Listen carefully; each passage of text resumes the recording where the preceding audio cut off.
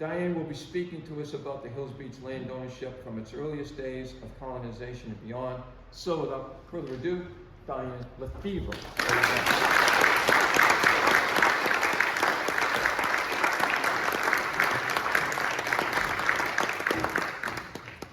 Hello, thank you all for being here.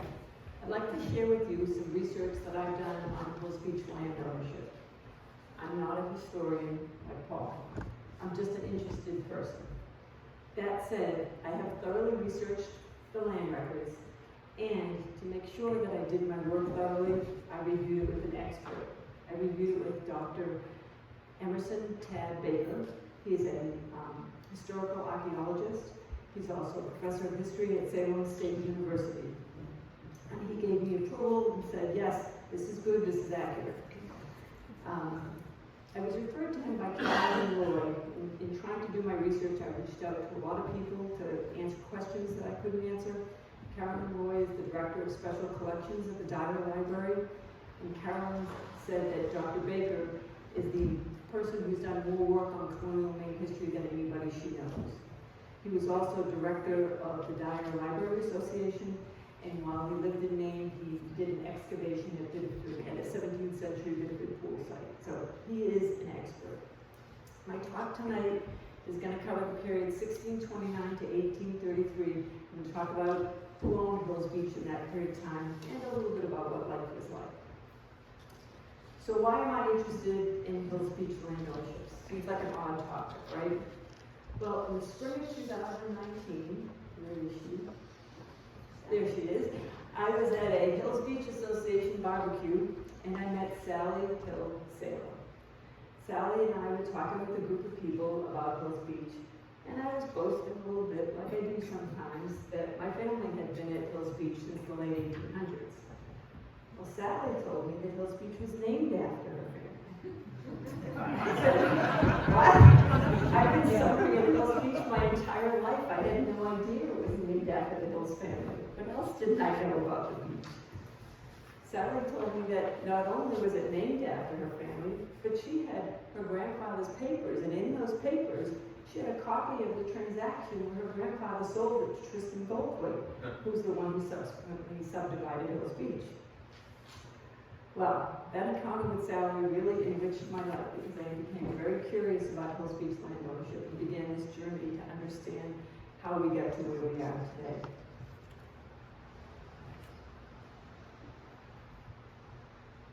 Sally graciously loaned me her grandfather's records, and he had a scrapbook full of lots of great information. It was wonderful of her to loan it to me. After looking at those records, I said, I have to know more. So I decided to go to the York County Registry of Deeds and look and see, what happened here at Hills Beach. And I was able to see the transactions were from 1871 to 1885, Goldthwait subdivided Hills Beach. Well, around the same time, I learned that Richard Vines and John Oldham had spent the winter of 1616 to 1617 at Biddeford Pool. They were English settlers in America before the 1620 Plymouth colony. I had no idea. Although when I said that to my mother, she said, I learned that in school. Because I went to school in Maine. I said, well, they didn't teach that in Massachusetts. So I realized that I didn't know about my local history, and Maine is an important part of my life, and I wanted to learn more about it. So, going back to the deeds, I couldn't find anything before 1760. The deeds that the York County Courthouse had started in 1760. And this was pandemic time, so this was all done online. So what would anybody do if you can't find something you need? I Googled it. So I Googled York County colonial land records, and believe it or not, the Internet Archive Project had digitized the first 20 volumes, so I was able to find them, and they're digitally available. I will say that it's challenging to learn how to use them. I had a lot of false starts before I figured out how to use the indexes and get busy with my research. So in the previous slide, I referred to Goldthwait subdividing Hills Beach. This is the 1887 Goodwin survey that was done after Tristan Goldthwait subdivided Hills Beach. It's a copy of the survey, so it's a little bit hard to read. My research covers about the same area of the survey, from Fort married to approximately Seabreeze. I'm not covering the S curve on Hills Beach Road or what is currently UNE today. I'm not saying it's not part of Hills Beach, it's just not something that I did my research on.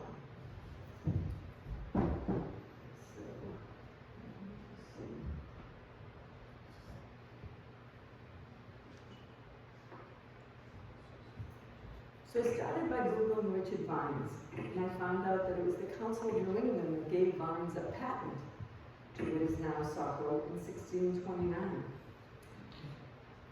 I didn't know what a patent was. I'll tell you more about that in a second.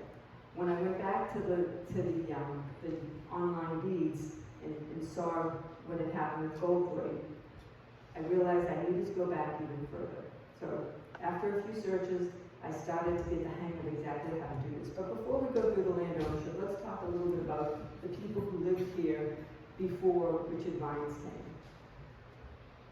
Before European explorers explored the coast of New England, there were Native Americans here. As in the case of most of America, there were Native Americans throughout America. So the Native Americans that lived in this area were the Abenaki. They're known as the people of the dawn.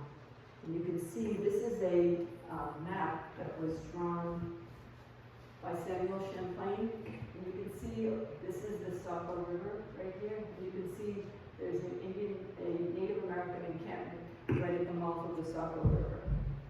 And that was drawn by Champlain in 1605. And other French and English explorers in their diaries have also observed Native American villages at the mouth of the Saco River. In fact, the name Saco comes from an Abenaki word. It's the Abenaki word for flowing out called Sawakotak. And that's why we call it Saco, not Saco, as most of my guests who come to visit refer to it as Saco. I have to correct it, it's not Saco, it's Saco. Okay, so where does that leave us? In 1616, Sir Ferdinand Gorges, and Paul referred to him earlier, he sent Richard Vines to what is now Maine with others to stay in North America for the winter to see if Englishmen could survive. They were concerned because there had been a previous colony in Popham that they lasted for a little over a year, and then they abandoned the settlement. They lost a lot of lives. The winters were very tough. It was very difficult for them. So Gorges sent Vines over here to see if they could last the winter. And fortunately, with the help of the Abenaki, the Native Americans helped them to survive. They taught them what they needed to do so that they would survive the winter. Gorges was a naval and military commander, and he was the governor of the port of Plymouth. His early involvement in English trade with and settlement of North America, as well as his role in the founding of the province of Maine, earned him the title of Father of English Colonization in North America, even though Gorges himself never set foot in the New World. Vines was a doctor from Biddeford, England. That's why it's named Biddeford. It's because of Richard Vines. And in the winter of 1616 to 1617, he and his crew that came over on the ship, they wintered at Biddeford Pool. And that's why at the end of Hills Beach Road, that harbor is called Winter Harbor because he wintered here. So what is a patent and what is the Council of New England? In practicing this presentation, my husband said, a patent is for an invention. I said, yeah, that's what it is today, but that's not what it meant in colonial times. A patent was a form of letter assigning official ownership of a tract of land. And the Council of New England was a 17th century English stock company that was granting patents for people to settle along the coast of North America. And when you got this patent, you were also obligated at your expense to settle 50 people there. So you may have been granted the patent, but you had an obligation to make sure you brought 50 people there to live. Kind of like they do in some places that they want to get populated. So in 1629, the council gave that patent to Richard Vines and John Olden. Gorges, by the way, was the president of the Council of New England at the time. I want to mention, so all these items and quotes, they're actually copied and pasted directly from the digital records.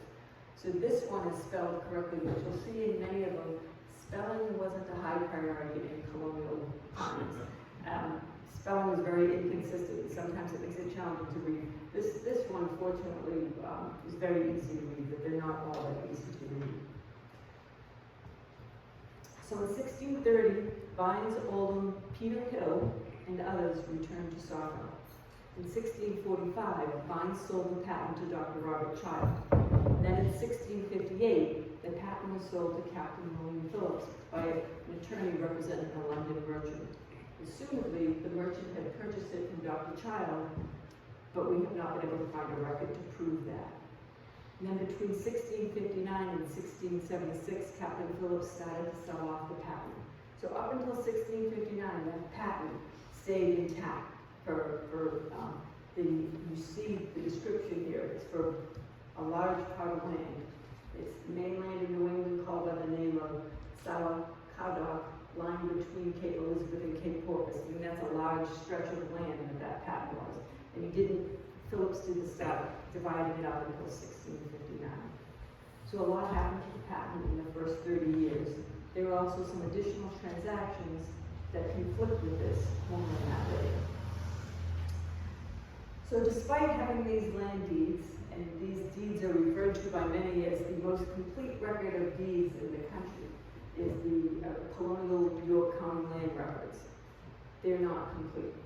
And the reason that they're not complete, according to Dr. Baker, is that in colonial times, people didn't record their deeds when they purchased the land like we do today. Today, when you purchase land, you pay a fee of some sort, and immediately gets registered in the registry of deeds. That's not the way people did it in colonial times. They held on to the deed, and a lot of times they didn't record it until they sold or until their heirs sold. So it's understandable how there can be some conflicts as to what's happening with the land. So in addition to selling the patent to Dr. Childs, Vines also sold what we now call Hills Beach to Robert Jordan to cancel a debt that Vines had. This is according to a deposition given and recorded in the York County deeds. And note that in this case, there's a lot of challenge in reading it because of the spelling. It's not as easy as the other deed was to read. So Jordan subsequently sold the land to Brian Pendleton and Roger Spencer. And then in 1660, Spencer sold it to Captain Phillips. So even though Richard Vines may have sold Hills Beach to cancel a debt to Robert Jordan, it all wound up with Captain Phillips in the end. And then in 1660, there was also a Boston court case that some of the people who were living in Saco at the time had brought to Boston about Captain Phillips owning the land.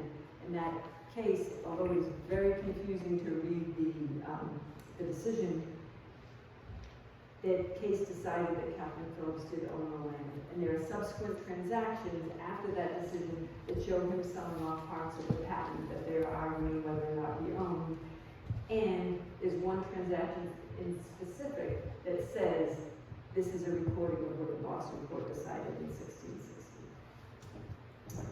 So in colonial times, Hills Beach was referred to as Parker's Neck. That was based off of the Biddeford fishmonger, John Parker, who had, at Fort Mary, he had fishing stages. He had a dwelling and fishing stages, and he used Parker's Neck as a place to dry out the fish. That many fishermen did, not just John Parker, but it was named after John. In 1668, Captain Phillips gave his son Nathaniel Parker's Neck, and you can see it referred to as Parker's Neck in the descriptions.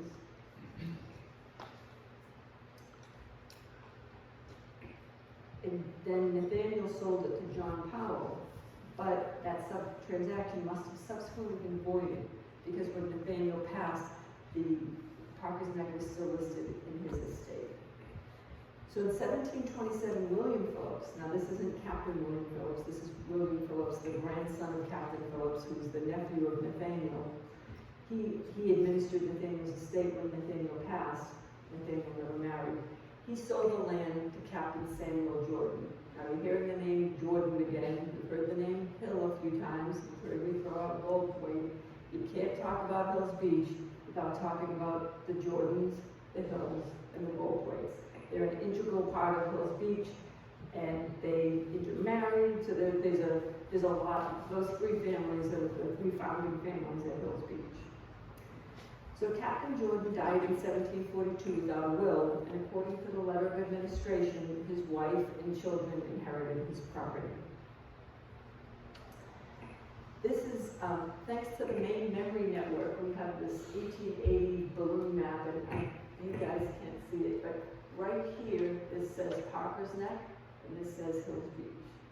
So, you know, for those of you who may doubt if it really ever referred to as Parker's Neck, this is in one of the documents in the Maine Memory Network that shows, yes, it was called Parker's Neck. And at this point, they're calling it Parker's Neck from Fort Mary to approximately, you know, down to where the second hill is, and then they refer to this as Hills Beach. You don't know how accurate that is. People refer to things, like people call Winter Harbor, they call people living at Winter Harbor, it's a harbor. Nobody technically lives at Winter Harbor. It's a harbor, but they refer to it as a section of town. So another example of incomplete records, despite it appearing that Phillips owned all of Hills Beach, we find additional transaction that shows that one part of Hills Beach Road was called Honeywell's Neck and the other was called Parker's Neck. The neck makes sense because Hills Beach is such a thin, narrow piece of land, and in colonial times a lot of narrow land was referred to as necks. So in 1692, Richard Honeywell sold his brother John a parcel of land based on the description bounded by the sea in Parker's Neck. It sounds like the upper part of Hills Beach Road.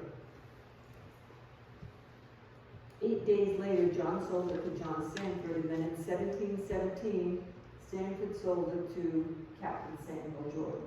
So we're back to the Jordans again. And backing up the idea that records are incomplete, there was another deposition in 1719 by Samuel Stadlaw that 60 to 70 years ago, the land currently owned by Samuel Jordan was owned by Roger Honeywell. So that would have been around the 1649 to 1659 time frame. And Roger Honeywell is the father of Richard and Joe. So assumably they inherited it from their dad.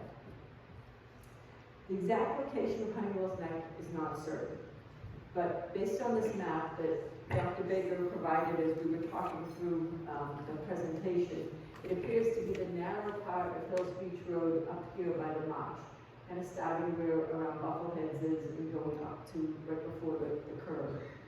This map is a photocopy of the 1870 U.S. Coast Survey of the Saco River and Biddeford Pool.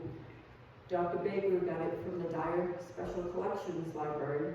He made a photocopy of it, and he added to it in red here, these are the early settlers, as he's learning more about who the settlers are. He added them to the map. And then in blue, he has here, this is the Hussey home, the Gold Plate House. This is Fort Mary, also known as Fort Hill. And we'll talk more about those later. But he likes this map because of the topography.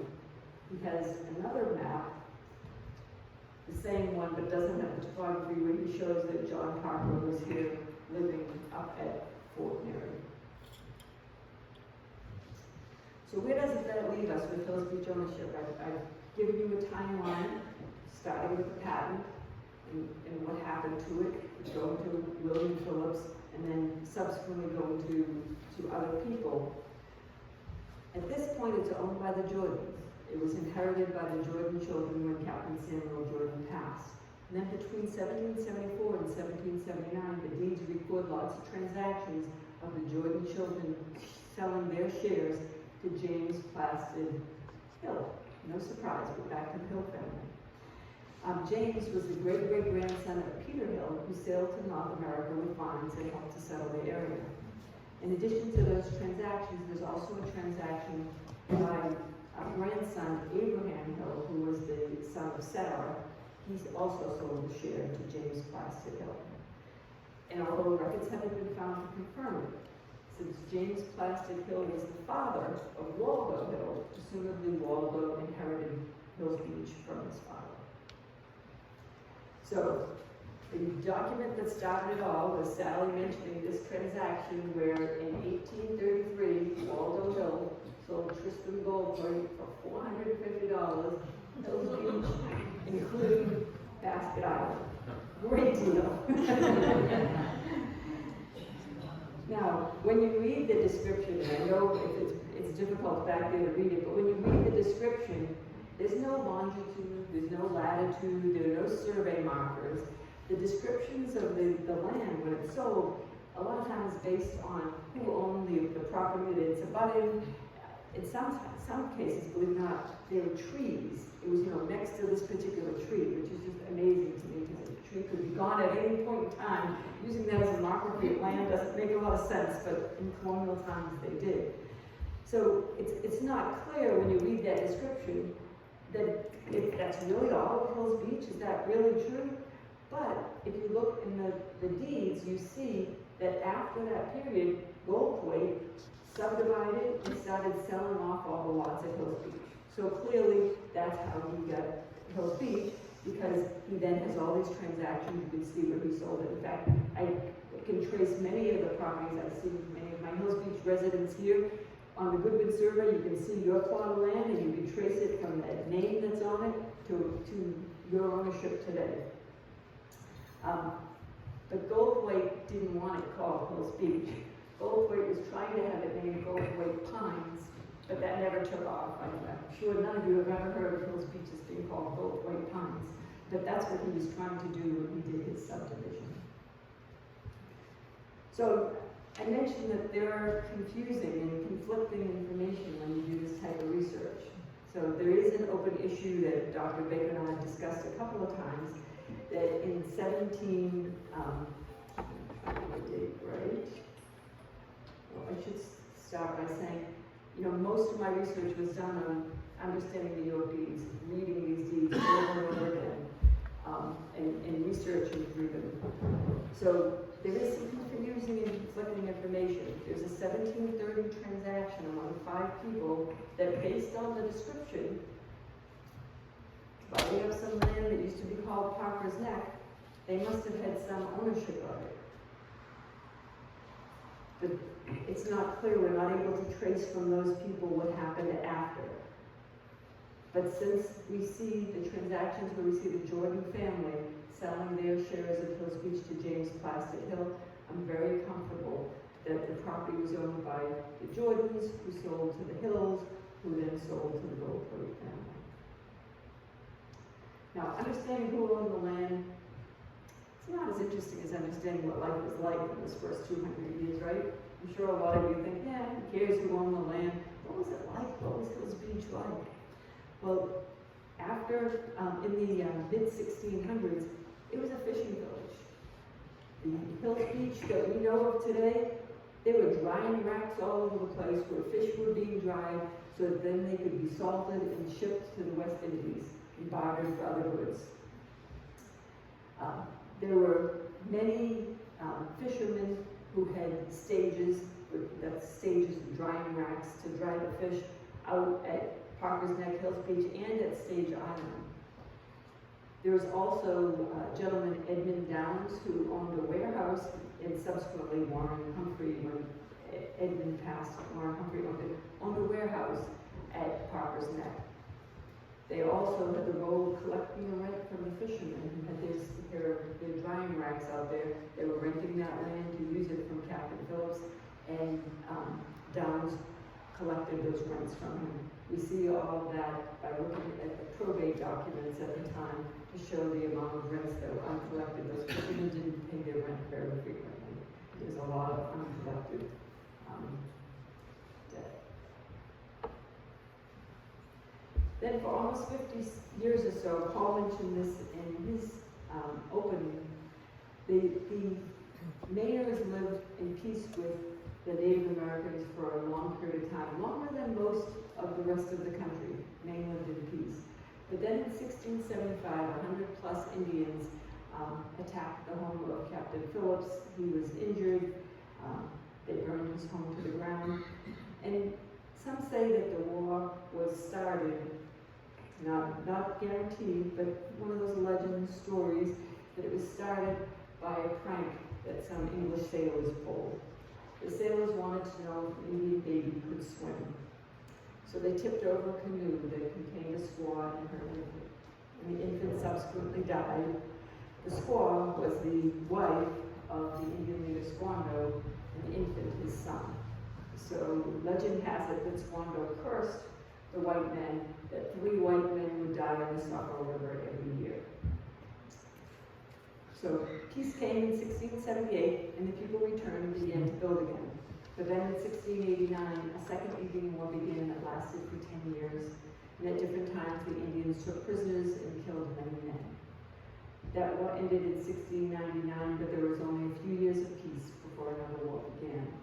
And it's significant to note that town records actually stopped from 1668 and didn't return until 1717 because there was so much turmoil in the area at the time. During Queen Anne's War, a stone fort was built after a large party of Indians attacked 2 small fishing boats. And altogether, there were 6 Indian wars that covered a period of approximately 85 years. So one of the most historical aspects of Hills Beach was Fort Mary. When I was a kid, there was still a little piece of it that you could see, but it's not there anymore. It's located on the bluff overlooking Winter Harbor. It was possibly built as early as 1688 and was rebuilt in 1708. It was also known as Fort Hill, after its commanding officer, Captain John Hill, who commanded the fort from 1693 to 1700 before it was rebuilt. John was the son of Roger Hill, grandson of Peter Hill, who came to Biddeford with funds in 1630. While at South Berwick, under the command of Major Charles Frost, John married Frost's daughter Mary. Some say the fort was named Fort Mary after his wife, but it was more likely named after King William's wife, Queen Mary. Although known as the Goldthwaite House, this used to be one of the oldest homes in Biddeford. Although it was known as the Goldthwaite House from 1833 on, this house was originally built in 1713 by Captain Samuel Jordan.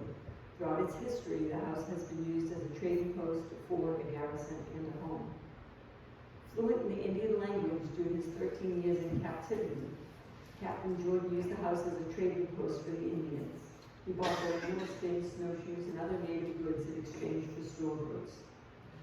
During the War of 1812, Maine soldiers used the house as a garrison after the British soldiers invaded the pool in 1814. During the war, a 15-star flag flew over the garrison. That flag was sewn by the women of Biddeford, known as the Hill flag, is in the Smithsonian Institute in Washington. Captain Jordan sold the house and lands to Waldo Hill, who lived there with his family until his wife died in 1832. And then, as I mentioned before, in 1833, Hill sold the house, lands, and Basket Island to Tristan Goldthwaite. The house was passed down to the Goldthwaite family until it burned to the ground in the 1960s. The house was located directly across the street from White Beach, where Chris Stone's house is today. A project like this couldn't be completed without the help of many people. And first, I would like to thank Sally, who is sitting in the back, who is a descendant of Peterbilt.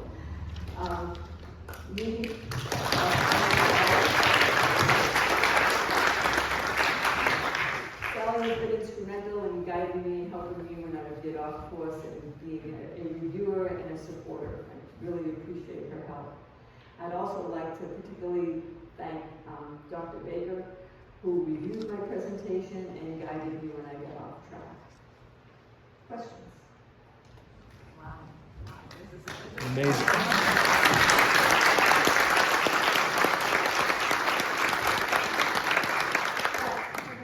Sam Adams up there, is that unique to Boston? You know, it's funny that you say that. I've been practicing a presentation with a few people, and a couple of my friends asked the same question. But according to the deed, it was in Adams the Mariner.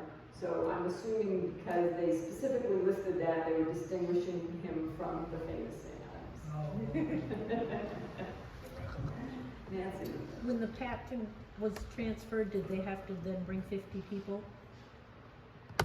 That's a very good question, Nancy. I do not know the answer to that. I know that, Vines brought 50 people over, and then a lot of people, as Paul mentioned at the beginning. Actually, Paul, do you know the answer to that? No, I just know that they had a twig and turf ceremony which they got together and they were distributing the land. They would take out a piece of turf from the ground, and a twig from a tree, and that was basically symbolic of that was the legal ownership of the land. The beach across from Chris Stone. White Beach. Well, I've heard White, I've heard Goldthwaite. Where does White come from? I know where Goldthwaite comes from. Yeah, so, finding out exactly where white comes from has been a challenge. Most people believe that it comes from the fact that the sand is very fine and white, that it doesn't have to do with anybody like named White that lived in that area. So it's not attributable to Maureen White. No. No. Maureen trying to take credit for it? Just wanted to clear You that just up. wanted to make sure Maureen knows, okay? Any other questions? Yes. You know where Bar Cottage is, and then the next one is Fraser Cottage, it's dark brown. If you go on that curve in front of Fraser Cottage when we were young kids, there was a stone building there that's not there anymore. And we often invented what the heck that was as kids, right? But were there other, when you say that Fort Mary, it was up on top of Fort Hill, now I'm wondering if that was some sort of maybe a sentry station. We kind of thought always that it was a drying, where they kept their provisions in the winter safe in that stone building. But were there any ruins up on Fort? I don't know, but David is looking at me, so this is David staying on. That was a well. Hi, I'm Karen. Hey, Karen. How are you? That was a well. Oh, wait, it was a Yeah, well? yeah, there used to be piping in it. Trust me, I was in it several times. I was all over it. Was there ever anything up on top, like where Paul Lowell lived at what was the turnaround or past that? Was there any? Did you ever find anything else feeding around? Well, after Jordan's Garrison burned in 1960-61, we found a lot of stuff in there. It was a garrison, you know, like you mentioned. Yeah, But, there would be a lot of things. and like Diane had mentioned, up on the hill, there was remnants of Fort Mary, but never, it's just always so sad that disappeared It is very sad that it's gone. through the ages. Yes. Yeah, I mean, there was more by the,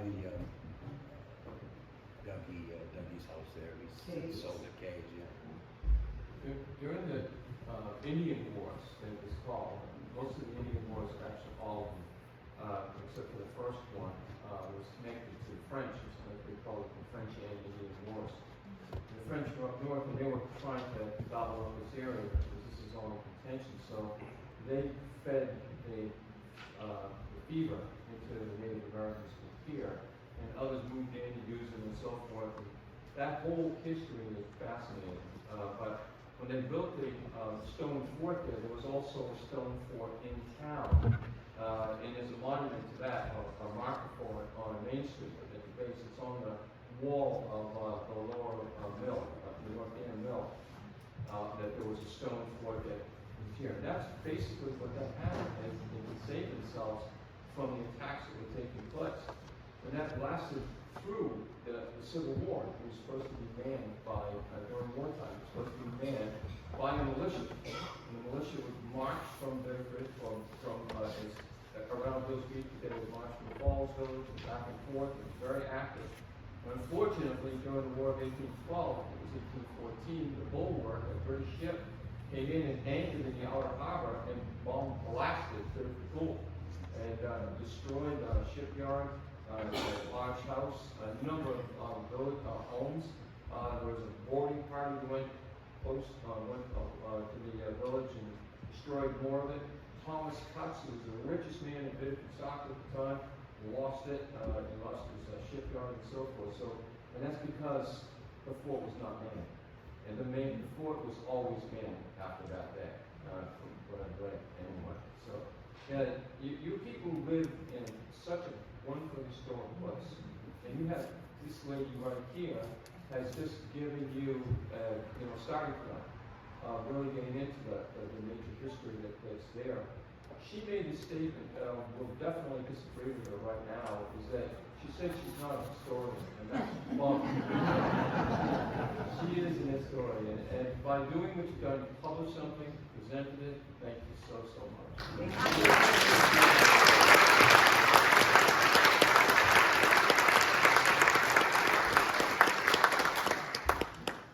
Anybody else have any questions for her?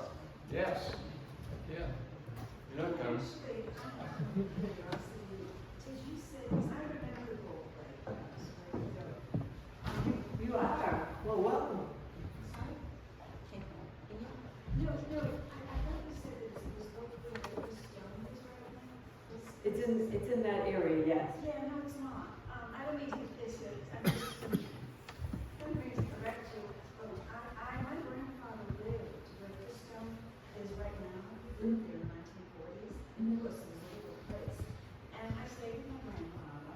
And when I used to take the garbage out to feed the dogs, it was down on rocks, and I could see the gold leg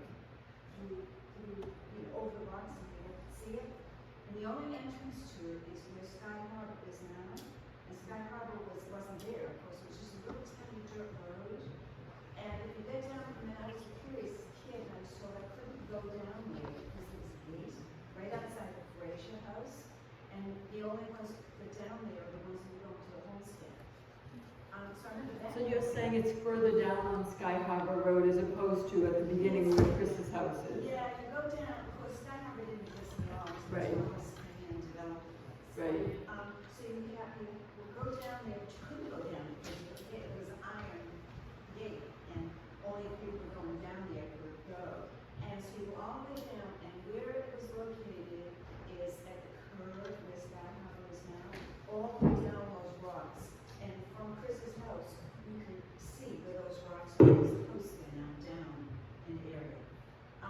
And riding Gulfway, when I was about 5 years old, took my mother and me into the house. And I remember that part clearly too. It wasn't quite what it looked like. It was better. And it was like museums.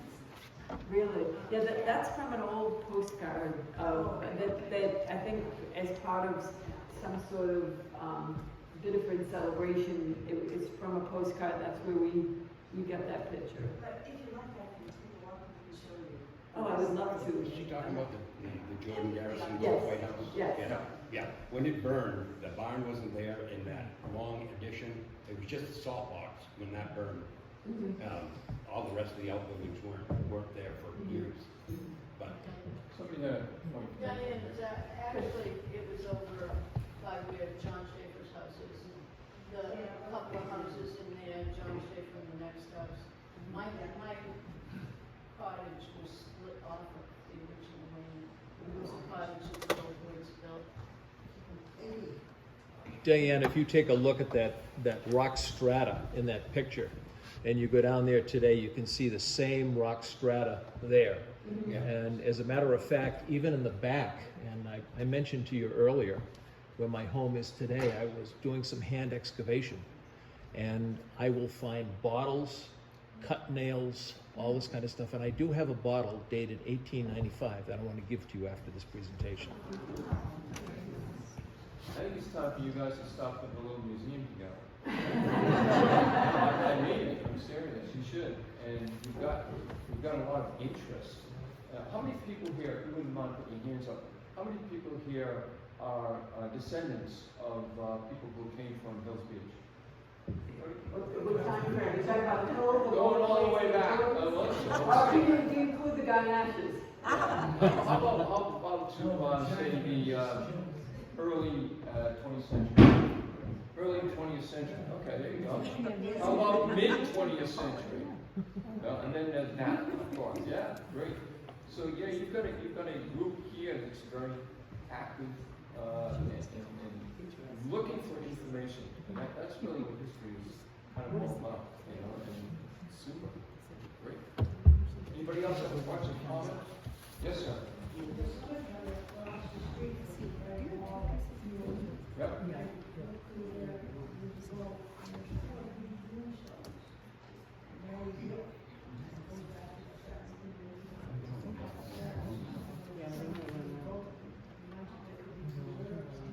Well, we have members of here, Dana Peck and Karen, are head of the cemetery committee for the Biddeford Historical Society, or in junction with us. They've basically gone out, they've done a tremendous amount of work of taking care of cemeteries, private cemeteries that have been neglected, completely, discarded, and they brought them back to life in different places here in Biddeford. And you should go online and check out the work that they've been doing, and you'll find those same names popping up again and again.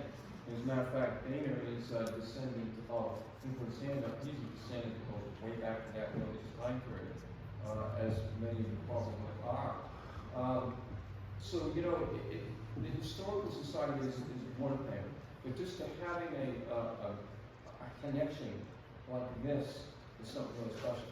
I think that you should really look to this lady for leadership. Yes, ma'am.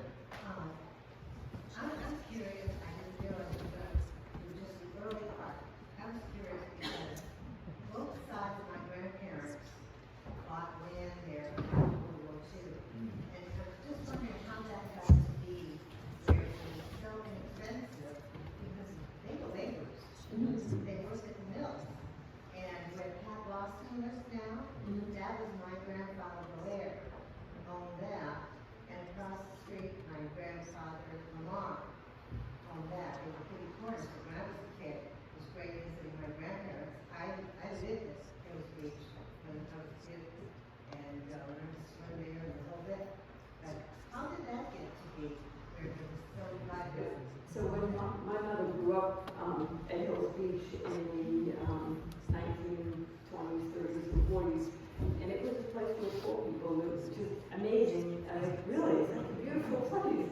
But my dad always says, yeah, we lived there because we were poor, and that's all we could afford was to live there. Yeah. So that's something that requires further research. So one of the things about what we're talking about is that Hills Beach was not a recreational area, and neither was the coast of Maine, from not until the late 1800s. And you can check this, but it was actually a malaria outbreak in Massachusetts where a recreation coastline had already been established. And a fellow by the name of Jewell came up on the coast. He said, you know, Maine's pretty good. It's a pretty nice place. And we bought Jewell Island, or bought the land, which is today Jewell Island. If you live in Jewell Island, you really need to go. It's a beautiful, wonderful place. And then all of a sudden there was a surge, and the mill owners and management people began to buy land down at Hills Beach. There was a number of square buildings with a beautiful shape with the wraparound porches, 1898, 1896, and so forth. Yeah, those people were down there. But later on, Franco-Americans who had basically pulled enough money together from living in Biddeford and working in the mills, they bought property down there. And they bought these small segments, they built small houses, and they had their summer vacation there. I know plenty of people who I met when I first came to Biddeford, you know, who spent 2 weeks in the summer at Hills Beach or Biddeford Pool. And then later on, they were able to point, they loved it, so they bought a piece of land and they built the place. And it went on. Now, so there's another part of the history, the segments here of what's happening. After that period, when the beginning of the recreational period, well, let's divide that up now into what it is today, you know, and what's taking place. So it's all really fascinating. Something a question, sir. Yeah, I've always gone to Hills Beach since I was young. Yeah. When I was a kid, all those beautiful homes were shacks. Yeah. Yeah. Well, originally they were fish shacks. Yeah. There was a fellow, my friend here said, initially back in the late 1800s, there was a group of people called the queer folk of Maine. And they were basically people who lived, they had no homes, they were homeless. And where did they live? They lived along the coastline, and they lived in driftwood shacks and so forth. And some of those people, those were people who caught fish and worked at jobs that were really, not demeaning, but they were just survivalists. And it was all the way up down the coast that was here, until really after World War I begins to recede, World War II is gone. Properties are just gonna be purchased and changed, and now we're going through another changes and so forth. But anyway, anybody else? Yes. Did the fires of 1947 destroy anything in Hills Beach? I don't think in Hills Beach, but it did take out a section of almost up the Biddeford Pool. But Fortune's Rock's gone almost completely. Granite Point gone, and that area. Yeah. Moose Rocks too. Yes. I'm talking about Biddeford. You're out of town. So. Yes, sir. My dad Yeah. moved up permanently because he was Diane and I cousins. Garnash names. Sure. But they moved up in '47 from Rhode Island, and speaking of the fires, they were watching, looking to the south, southwest, the west. They saw the glow, and my dad loaded up the rowboat because he thought for sure the fires were going to come to Hills Beach. They were already over at Biddeford Pool, down by the ponds, Fortune's Rocks. He loaded up my sister at the time and my mother, and he was going to row out to Stage Island. Well, halfway out, Stage Island caught fire from the embers that were flying over. Hills Beach itself never burned at all, but so he turned around and came back home. And luckily, it didn't burn. The fires were tamed. But that's I always fascinated by that story. Yeah, he says I'm pulling on the oars and I look. The island starts burning. He says, I guess we gotta turn around and come back. Margot Alley wrote a book about Biddeford Pool history, and it's a great book. And she also talked about the fires, but she also talked about the time period of the inns that are going to grow. I think late 19th century, and how people came from as far as St. Louis, Missouri, Richmond, Virginia, and they began building these palatial hotels, which one is still there. It's Marie St. Joseph Academy. You can check out the history of the book. So that's another period to talk about. You know, and we are going to talk about that. Peter McPheeters put on a great presentation in town at the MacArthur Library. He's going to do that here, coming up, and check the calendar out. Yeah. Any other questions? Thank you. Thank you.